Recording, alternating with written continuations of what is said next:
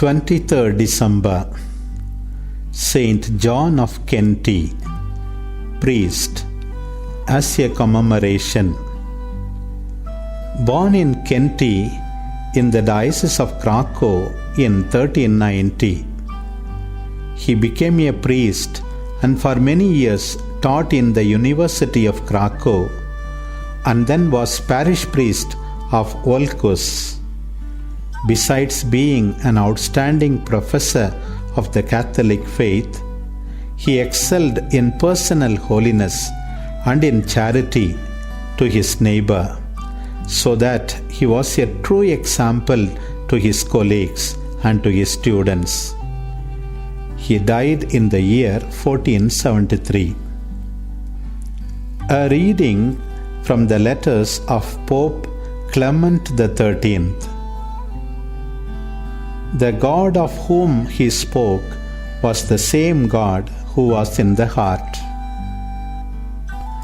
To live the true faith and to teach it, to defend it when attacked by enemies, this was the work of Saint John of Kety.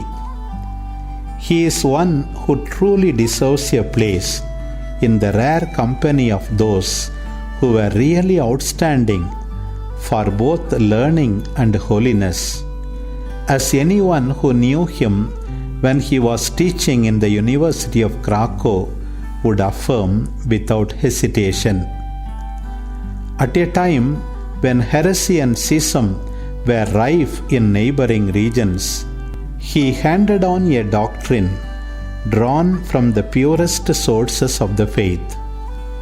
His sermons, in which he preached to the people a holier way of life, were supported by his own life. Humble, chaste, compassionate, hard on himself, he possessed all those qualities that mark the wholehearted priest and the tireless laborer for souls. He did more than confer honor and glory on his own university and its teachers. To all who follow him in his profession, he has left a wonderful example of a life dedicated to becoming the perfect teacher. He has shown them how to devote all their resources to teaching the science of the saints and other branches of learning to the glory and praise of the one God. Together with the reverence that characterized his treatment of sacred topics, there went a deep sense of his own unworthiness. Although by far the most competent of all his fellows in learning, he never put himself before anyone.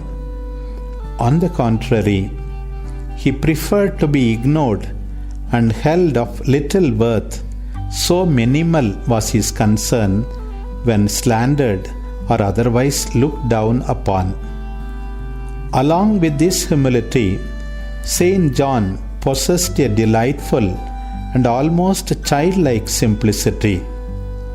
In nothing that he said or did was there any trace of deceit or guile. Whatever lay in his heart came immediately to his lips. If ever he thought that by speaking the truth he had given offense, he would always beg pardon before going to the altar for his own fault and that of the other person.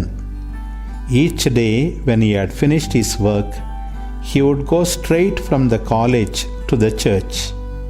There, before Christ present in the Eucharist, he would spend long hours in prayer and contemplation. The God of whom he spoke was the same God who was in his heart.